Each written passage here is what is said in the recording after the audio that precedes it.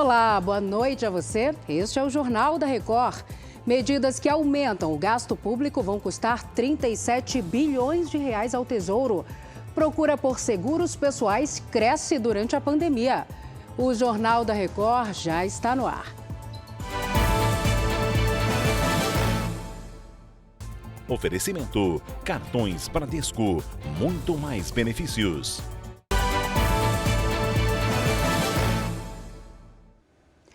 Medidas anunciadas pelo presidente Lula, como o aumento do salário mínimo, o reajuste do funcionalismo das bolsas de pesquisa e da mudança do imposto de renda, vão custar 37 bilhões de reais aos cofres públicos. A estimativa de aumento nas despesas da União foi feita por especialistas e pela própria equipe econômica do governo. Ontem, o presidente Lula anunciou que o salário mínimo vai passar de R$ 1.302 para R$ 1.320 a partir de 1º de maio. Um impacto de 5 bilhões e 200 milhões de reais em 2023. A isenção do imposto de renda foi outra promessa de campanha. Sairá de R$ 1.900 para R$ 2.640 a partir de maio. Em 12 meses, a mudança deve custar 16 bilhões de reais. A promessa é que essa faixa seja ampliada para quem recebe até R$ 5.000, mas ainda não há prazo para a mudança, o que poderia custar cerca de 470 bilhões de reais nos 4 anos de governo. Além disso, o governo propôs a sindicatos um reajuste de 7,8% no salário dos servidores públicos federais, a partir de 1º de março. A proposta também inclui um aumento de R$ 200 no Vale Alimentação. Ao todo, um acréscimo estimado de 11 bilhões e 200 milhões de reais neste ano. Outro aumento será para as bolsas de pesquisa. Os reajustes variam de 25% a 200%. E vão custar quase 2,5 bilhões em recursos dos Ministérios da Educação e da Ciência e Tecnologia, a partir de março. O impacto total das 4 medidas chegaria a mais de 37 bilhões de reais. Isso sem contar o programa Desenrola Brasil, que vai ajudar pessoas endividadas e que ganham até 2 salários mínimos a quitar as contas. O Tesouro Nacional teria que contribuir com até 20 bilhões de reais. Todos esses anúncios chegam em uma hora delicada para a economia. No momento, as contas do Brasil estão no vermelho e chegam a um déficit de 300 bilhões de reais, de acordo com o Ministério da Fazenda. Segundo especialistas, o governo terá que buscar alternativas para reduzir os efeitos do crescimento da dívida pública e também da perda de arrecadação. O ex-presidente Jair Bolsonaro confirmou nesta sexta-feira a aliados que não tomou a vacina contra a Covid-19. O Alessandro Saturno está ao vivo em Brasília, ele tem os detalhes para a gente. Oi, Alessandro, boa noite para você. Oi, Salsi, boa noite para você e a todos que nos assistem. Olha só, Jair Bolsonaro voltou a garantir que não se vacinou contra a Covid-19.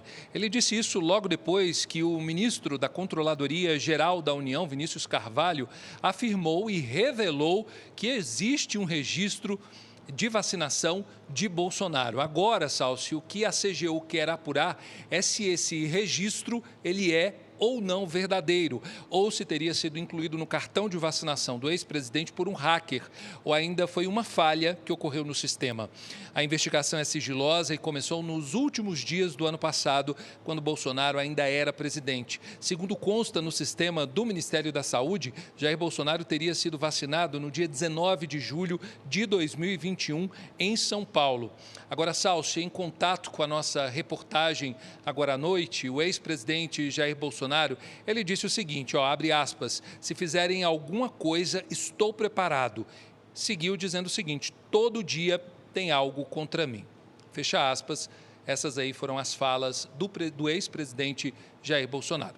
Salsi, volto com você. Obrigada pelas informações, Alessandro. A Controladoria Geral da União determinou a retirada do sigilo de 100 anos de um processo administrativo do Exército sobre o ex-ministro da Saúde, Eduardo Pazuello. Ele foi investigado por ter participado de um ato político ao lado de Jair Bolsonaro. Os militares são proibidos de participar de atos políticos sem autorização. Pazuello foi absolvido no processo administrativo, mas o Exército decidiu não dar detalhes do caso por considerar que poderia prejudicar o princípio da hierarquia militar. A CGU deu 10 dias para o Exército divulgar o processo com base na Lei de Acesso à Informação. Seguradoras de todo o Brasil pagaram mais de 50 bilhões de reais em prêmios pessoais, isso no ano passado. Esse valor supera o resultado de 2021. Para os especialistas, essa alta indica uma maior preocupação da população em se prevenir. Um comportamento que já vinha se desenhando com o envelhecimento da população e que foi reforçado pela pandemia. O brasileiro está mais preocupado em se proteger contra imprevistos. A contratação de seguros pessoais cresceu mais de 13% no ano passado, em comparação com 2021. Raimundo recorreu a um seguro de vida. Ele é aposentado e precisou contratar o serviço para o financiamento de um imóvel, mas confessa que já pensava no assunto, até que chegou o empurrão que faltava. É algo vinculado ao financiamento, adquirir o seguro de vida. Outra modalidade que cresceu bastante é o seguro contra doenças graves. Há o receio de boa parte da população de ficar sem assistência médica. E a pandemia aumentou a preocupação com a saúde. Outras questões ainda são levadas em conta. Os fatores econômicos, como emprego, renda, novos arranjos de trabalho, como a estruturação de autônomos, microempreendedores individuais e o próprio mercado formal de trabalho também. A oferta de seguros pessoais também tem derrubado os preços. Hoje é possível encontrar planos a partir de R$10 por mês. Mas é importante verificar se a empresa é certificada.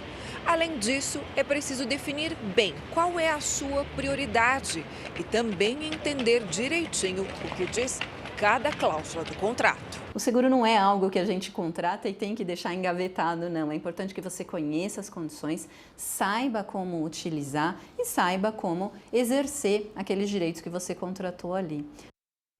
E olha, na Itália, os famosos canais de Veneza estão praticamente secos. As marés baixas deixaram os canais de Veneza deste jeito. Os barcos e gôndolas que servem para o transporte na cidade podem ser vistos quase encalhados. Mas, segundo meteorologistas, a previsão é de que nos próximos dias a situação normalize e turistas e moradores voltem a passear pelos canais. Este foi o Jornal da Record. Outras informações no Fala Brasil, edição de sábado às 7h30 da manhã. Você fica agora com o Fala que eu te escuto. Boa noite para você, bom fim de semana, cuide-se. Tchau.